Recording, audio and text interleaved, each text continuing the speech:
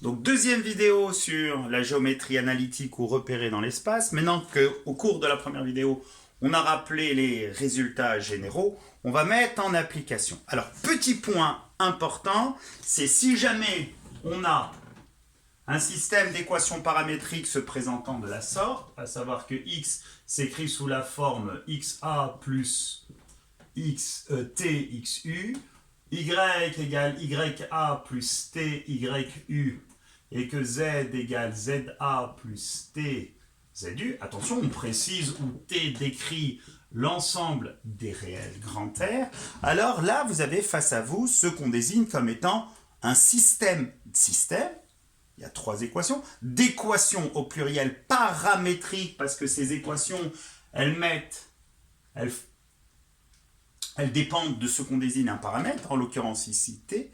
Alors c'est une équation, un système d'équations paramétriques de la droite D. Donc ça c'est la droite D. Et comme toute droite, on peut la caractériser par la donnée d'un point et d'un vecteur dit directeur. Alors c'est la droite qui va passer par le point A, de coordonnées xa, y, a, z, a, et dont le vecteur u est un vecteur directeur. Donc, précisément, D, c'est la droite qu'on va désigner comme étant la droite AU. Alors, juste pour information, faites super attention, une droite contient une infinité de points, et de ce fait, non pas un seul vecteur directeur, mais dès qu'on en a un, on les a forcément tous. Deux vecteurs directeurs d'une même droite sont forcément collinaires entre eux. Donc, ne pas croire qu'une droite a un système unique d'équations paramétriques. Alors, on va prendre un exemple. Prenons un exemple si jamais je considère la droite que je vais appeler D1 ayant pour équation, système d'équations paramétriques, alors 3 moins 5k, volontairement j'ai changé, moins 8 plus k et 3k. On précise que k est un réel. Alors, immédiatement, que peut-on affirmer? On peut affirmer que le point de coordonnées, donc je vais l'appeler A1, 3 moins 8 et 0, là je peux rajouter 0 si je veux, est un point de D1, et que le vecteur U1, dont les coordonnées sont moins 5, 1 et 3, moins 5, 1 et 3, est un vecteur directeur, attendez, je baisse la vidéo, est un vecteur directeur de D1. D'accord? Alors, la question qu'on se pose naturellement, donc c'est bien beau de connaître ce résultat, qui se démontre très simplement, à partir de la condition de collinéarité de deux vecteurs, c'est si je considère la droite D1, donc je vais prendre la droite D1, par exemple celle d'équation paramétrique, x égale 2t moins 1, y égale moins 3t plus 3, et z égale moins t plus 2, d'accord? Où t décrit R, et par la même occasion je vais considérer une deuxième droite D2, d'équation paramétrique, x égale moins 3t moins 3, y égale t moins 8, et z égale moins 9t moins 39, où t appartient à R. Alors le réflexe que vous devez avoir, c'est que si vous avez un exercice où on vous demande d'étudier la position relative de deux droites et que volontairement on a mis le même paramètre, ayez le réflexe de le modifier. Donc ici j'ai t, je peux l'appeler k ou t', d'accord, pour éviter par la suite de faire des erreurs. Alors la première question qu'on se pose, je vais prendre un point, ici le point C de coordonnées, moins 11, 28 et moins 13. Et je vais vous poser comme question, est-ce que C est un point de la droite D1? Est-ce que C est un point de la droite D2? Alors pour que C soit un point de la droite D1 ou de la droite D2, il faut précisément que ces coordonnées vérifient le système d'équations paramétriques. Alors que va-t-on faire? On va voir s'il est possible qu'il existe un réel t, de sorte que 2t moins 1 soit égal à moins 11, que moins 3t plus 3 soit égal à 28, et que moins t plus 2 soit égal à moins 13. Alors on a quoi comme possibilité? Si on retrouve la même valeur dans les trois équations, la même valeur de t, dans ce cas, Le point C appartient à la droite D1, sinon il n'appartient pas. Donc on va résoudre, ça va faire 2t égale à moins 10, ce qui fait t égale à moins 5. Et le deuxième, on trouve moins 3t est égal à 25, ce qui fait t égale à 25 sur moins 3, moins 25 tiers. C'est pas la peine de résoudre la troisième, ce résultat est impossible, et de ce fait, on en conclut immédiatement que le point C n'appartient pas à la droite D1. Question, est-ce que le point C appartient à la droite D2? Bon, on va faire exactement la même chose. Donc je fais quoi? Je me pose la question, je vous laisse réfléchir, vous pouvez mettre une pause comme vous voulez sur la vidéo. Donc maintenant que vous avez compris pour la droite D1, on va faire la même chose avec la droite D2. Et dans ce cas, on va faire quoi? Est-ce qu'il existe un réel K, de sorte que moins 3K moins 3 soit égal à moins 11, que K moins 8 soit égal à 28, et que moins 9K moins 39 soit égal à moins 13. Alors on fait le calcul, on trouve moins 3K égale à moins 8, ce qui fait K égale à 8 tiers.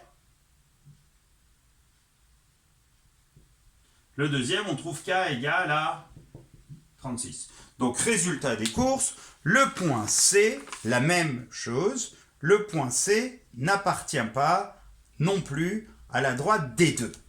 Alors ce qu'on va faire, on va considérer une troisième droite. Donc ça, la même chose, la même conclusion. Je vais considérer une troisième droite, toujours le point C, donc je vais prendre la droite D3, dont le système d'équations paramétriques est le suivant. X égale, alors je ne vais plus m'amuser à reprendre le même paramètre, je vais l'appeler A, 6A moins 1, Y égale moins 15A plus 3, et Z égale à 9A plus 2. Bien sûr, OA décrit l'ensemble des réels. Même question, est-ce que le point C appartient? Alors, pour qu'il appartienne, il faudrait que 6A moins 1 soit égal à moins 11, que moins 15A plus 3 soit égal à 28, et que 9A plus 2 soit égal à moins 13. Donc on va résoudre ce système, du moins essayer de le faire. On obtient pour le premier, donc ça fait 6A est égal à moins 10, donc A égale moins 10 sur 6, ce qui fait moins 5 tiers. Pour le deuxième, on trouve moins 15A égale à 25, ce qui fait A égale 25 sur moins 15, ce qui fait moins 5 tiers. Surtout, ne pas dire hey, il appartient, non. Il faut que la troisième coordonnée vérifie. Donc 9A est égal à moins 15, ce qui fait A égale à moins 5 tiers. Et du fait de trouver dans les trois cas de figure la même valeur de A, on en conclura que le point C appartient à la droite D3. Alors, qu'est-ce qu'il va nous rester à faire? On va étudier précisément les positions relatives des droites D1 et D2.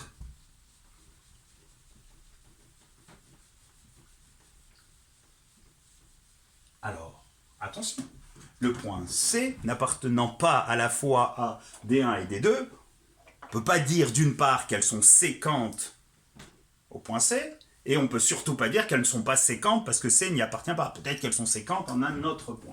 Alors qu'est-ce qu'on va faire très simplement?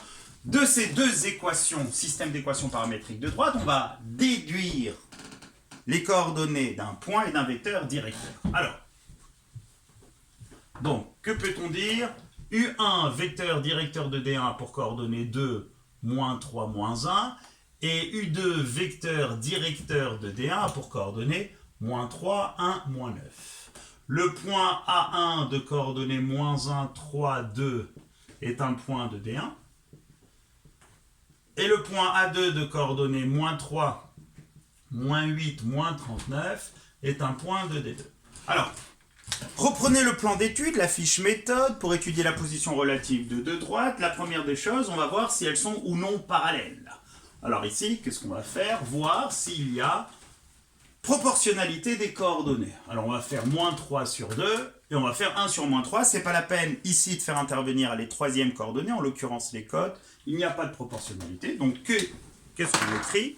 On écrit comme moins 3 sur 2 est différent de 1 sur moins 3. Conclusion, U1 et U2 ne sont pas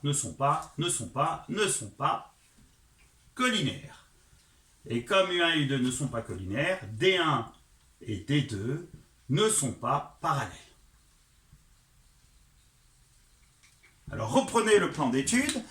Elles ne sont pas parallèles, mais elles ont de ce fait deux possibilités, soit d'être séquentes, et dans ce cas, si elles ne sont pas séquentes, elles seraient alors non coplanaires. Alors comment faire pour savoir si elles sont séquentes? On va utiliser le raisonnement suivant, supposer qu'il existe un point d'intersection aux deux et voir si on aboutit à une contradiction. Dans ce cas, on a utilisé ce qu'on appelle un raisonnement par l'absurde, ou alors voir qu'il existe bien un point d'intersection. Dans ce cas, elle serait séquente. Alors la question qu'on va se poser, c'est existe-t-il un point M? On va lui définir des coordonnées, de coordonnées x, y et z, appartenant à la fois à D1 et à D2. Alors si c'est le cas, il faudrait que 2t-1, dans ce cas on aurait 2t-1 qui serait égal à moins 3k moins 3, ensuite moins 3t plus 3 qui serait égal à k moins 8, et ensuite moins t plus 2 qui serait égal à moins 9k moins 39. Alors, petit souci, on a toujours des problèmes de résolution. Les élèves, même en terminale, ont des problèmes de résolution de systèmes d'équations. Alors ici, il y a plusieurs possibilités qui vous sont proposées. On peut, de toute évidence, vu que le coefficient de k ici est égal à 1, ou que celui de t est égal à moins 1, utiliser la méthode de substitution. C'est-à-dire que je vais commencer par écrire cette équation en isolant k de l'autre variable, et je vais avoir k égale moins 3t plus 11. Méthode de substitution. Substitution consiste à remplacer. Substituer, c'est changer la valeur en une autre. Donc je vais remplacer pour les deux autres équations k par moins 3t plus 11.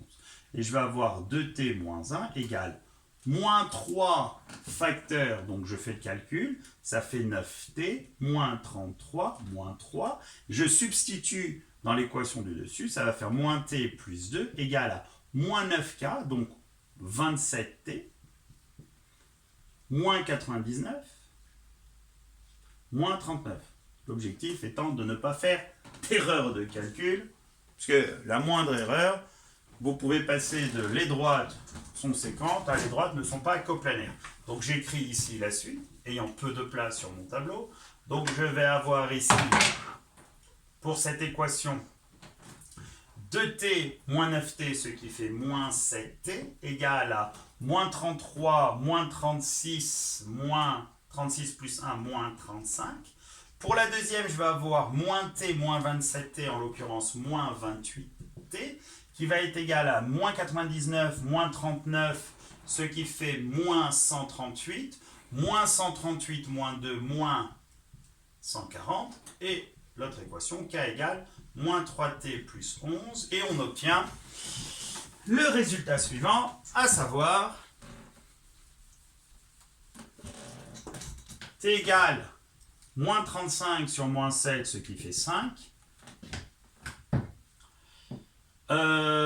T égale moins 140 moins 120, ce qui fait à nouveau 5. Et là, c'est magique, on a la même valeur de t. Donc on peut arrêter là en disant que ces équations ont une solution. Et de ce fait, il existe un point d'intersection de droite. Alors on va déterminer la valeur de k. Ça va nous faire moins 15 plus 11, moins 4. Donc conclusion, ce résultat permet d'affirmer que D1 et D2 sont séquentes au point M de coordonnées x, y, ou précisément x, y, z sont obtenues en remplaçant soit t par 5, soit k par moins 4. Alors peu importe, on va remplacer t par 5, et on va faire un petit calcul. X égale, donc je remplace par 5, 2 fois 5, 10, moins 1, 9. Y égale moins 3, moins 15, moins 12. Et Z égale à moins 5 plus 2, ce qui fait moins 3. Juste pour information, si au lieu de remplacer t par 5, on avait remplacé k par moins 4, on aurait de ce fait, obtenu les mêmes résultats. Donc le point d'intersection de ces droites est le point d'intersection a pour coordonnées 9, moins 12 et moins 3. Que reste-t-il à faire? Donc on a démontré, je reprends, que les droites n'étaient pas parallèles, que les droites étaient séquentes, que leur point d'intersection avait pour coordonnées précisément 9, moins 12, moins 3, et comme la question est la suivante, déterminer de la manière la plus précise possible les positions relatives de ces deux droites, il va nous rester quoi? À voir si elles sont orthogonales, et si jamais elles le sont, du fait d'être séquentes et orthogonales, elles seraient alors perpendiculaires. Alors, étudier l'orthogonalité des droites, c'est super simple. Il suffit de calculer le produit scalaire de leurs vecteurs directeurs. Donc ici, on va faire U1 scalaire U2. Et si on fait le calcul, ça va faire 2 fois moins 3, plus moins 3 fois 1, plus moins 1 fois moins 9, pas de calculatrice, moins 6, moins 3 plus 9, c'est magique, on obtient 0. Conclusion, U1 est orthogonal à U2, et de ce fait, d'où D1 et D2 sont orthogonales, et on finit en conclusion, étant orthogonale et en même temps séquente, en conclusion, D1 et D2 sont perpendiculaires en M de coordonnées 9, moins 12, moins 3.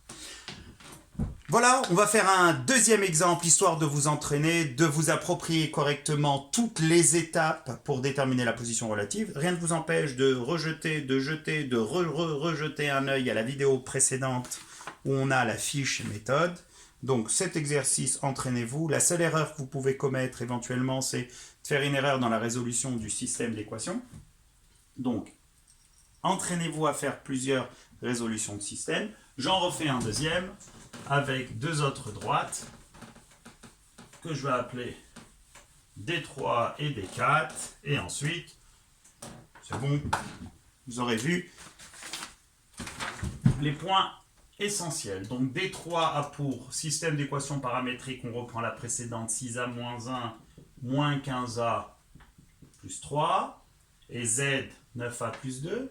On n'oublie pas que A décrit l'ensemble des réels, et D4 a pour système d'équations paramétriques x égale moins 10b moins 3, y égale 25b plus 8, et z égale moins 15b moins 1, où b décrit l'ensemble des réels. Allez, vous allez faire l'exercice avec moi.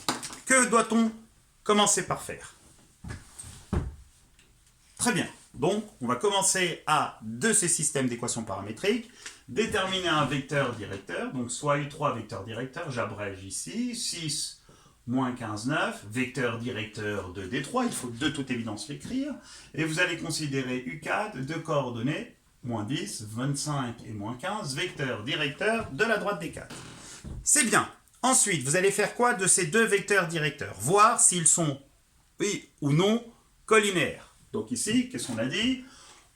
On allait faire le quotient du fait qu'il n'y ait pas de 0 en coordonnées. Donc on va faire moins 10 sur 6. Ça fait moins 5 sur 3. On fait 25 sur moins 15. On retrouve moins 5 sur 3.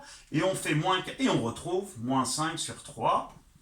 De ce fait, les coordonnées des vecteurs directeurs U3 et U4 étant proportionnelles, U3 et U4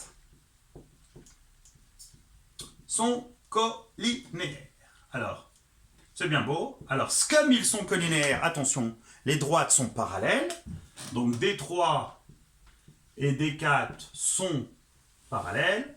Mais la question, c'est, le sont-elles strictement ou alors sont-elles confondues? Alors, comment faire pour démontrer si elles sont confondues ou strictement parallèles?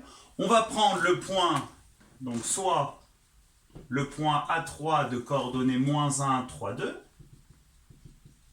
qui est un point de D3, et on va se poser comme question, est-ce que A3 appartient à D4?